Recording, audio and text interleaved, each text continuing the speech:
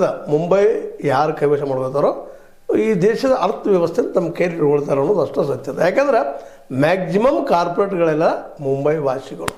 ಗುಜರಾತ್ದವ್ರಿರಲಿ, ಮತ್ತೊಂದಿರಲಿ, ಮಹಾರಾಷ್ಟ್ರದವರಿರಲಿ, ಕರ್ನಾಟಕ ಇರಲಿ. ಸ್ವತಂತ್ರವಾದ ಮೀಡಿಯಾಗೆ ಬೇಕಾಗಿರುವುದು ಸ್ವತಂತ್ರ ಧ್ವನಿ. ಆ ಸ್ವತಂತ್ರ ಧ್ವನಿ ಉಳಿಸಲು ನೀವು ಮಾಡಬೇಕಾದದ್ದು ಇಷ್ಟೇ. ಅದೇನಪ್ಪಾ ಅಂತಂತಂದ್ರೆ ನಿಮ್ಮ ಕೈಲಾದಷ್ಟು ಸಹಾಯ ಈ ಚಾನಲ್ಗೆ ಮಾಡಿ ಹಾಗೂ ನಿಮ್ಮ ಧ್ವನಿಯನ್ನು ಕಾಪಾಡಿಕೊಳ್ಳಿ. ಎಲ್ಲರೂ ಮುಂಬೈ ಜೊತೆಗೆ ಸಂಪರ್ಕವನ್ನು ಇಟ್ಟುಕೊಳ್ಳಿ ಬಯಸುವಂಥವ್ರು ದೊಡ್ಡ ಮ್ಯಾಕ್ಸಿಮಮ್ ಲಾಭ ಆಗುವಂಥ ಏರಿಯಾ ಅದೊಂದು.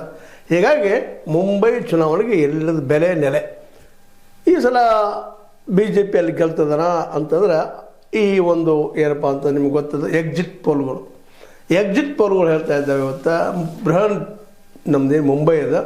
ಇದು ರಾಜ್ ಠಾಕ್ರೆ, ಬಾಳಾಸಾಹೇಬ್ ಠಾಕ್ರೆ, ಉದ್ಧವ್ ಠಾಕ್ರೆ, ಬಾಳಾಸಾಹೇಬ್ರ ಮಕ್ಕಳು, ಒಬ್ಬ ಮಗ, ಇನ್ನೊಬ್ಬ ತಮ್ಮನ ಮಗ, ಇವ್ರ ಜಂಟಿಯಿಂದಾಗೆ ಮುಂಬೈ ಇದ್ದಿದ್ದು ನಿಶ್ಚಿತವಾಗಿಯೂ ಅವ್ರ ಕೈಲಿ ಹೋಗ್ತದಂತೆ ಸಮೀಕ್ಷೆಗಳು ಹೇಳ್ತಾ ಇದ್ದಾವೆ. 41% ಮತದಾನ ಆಗಿದೆ ಆಲ್ ಓವರ್ ಮಹಾರಾಷ್ಟ್ರದಲ್ಲಿ ಸ್ಥಳೀಯ ಚುನಾವಣೆಗಳೆಲ್ಲ.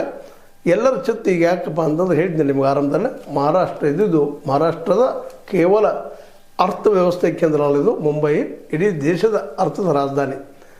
ಈ ಸಂದರ್ಭದಲ್ಲೇ BJPಗೆ ಇದನ್ನು ಗೆಲ್ಲಬೇಕಂತ ಅನಿವಾರ್ಯತೆ. ಯಾಕಂದರೆ ಕಾರ್ಪೊರೇಟ್ಗಳ ಮೇಲೆ ಹಿಡಿದು ಸಾಧಿಸ್ಬೇಕಾಗಿತ್ತಪ್ಪ ಅಂದ್ರೆ ಕಾರ್ಪೊರೇಟ್ಗಳನ್ನು ತಮ್ಮ ಹದ್ದು ಬಸ್ತು ಇಟ್ಕೋಬೇಕಾಗಿತ್ತಪ್ಪ ಅಂದ್ರೆ ತಮ್ಮ ರಾಜಕೀಯ ಪಾರ್ಟಿಗೆ ಫಂಡ್ಗಳು ಹೆಚ್ಚಬೇಕಾಗಿದ್ದರೆ ಈ ಕಾರ್ಪೊರೇಟ್ಗಳು ತಮ್ಮ ಹಿಡಿದಲ್ಲಿ ಇರಬೇಕಾಗ್ತದೆ.